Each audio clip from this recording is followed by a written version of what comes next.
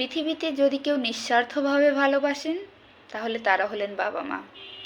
বাবা মারা তাদের সন্তানকে অনেক কষ্টে লালন পালন করেন, অনেক আত্মত্যাগের মধ্য দিয়ে।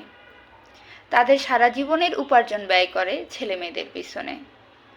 এমনকি তাদের নিত্য প্রয়োজনীয় জিনিসটা কেনার আগেও দুইবার ভাবেন যে তাদের ছেলে মেয়েদের কোনো প্রয়োজন আছে কিনা।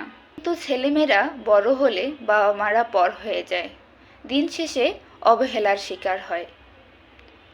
আমাদের ছোটবেলা থেকেই আমাদের বাবা মারা যতটা কষ্ট করে, যতটা ইফোর্ট দিয়ে আমাদেরকে লালন পালন করেন, আমরা যদি তার 50% এফোর্ট দেই তাদেরকে ভালো রাখার জন্য, তাহলে পৃথিবীর সব বাবা মারাই অনেক ভালো থাকবে।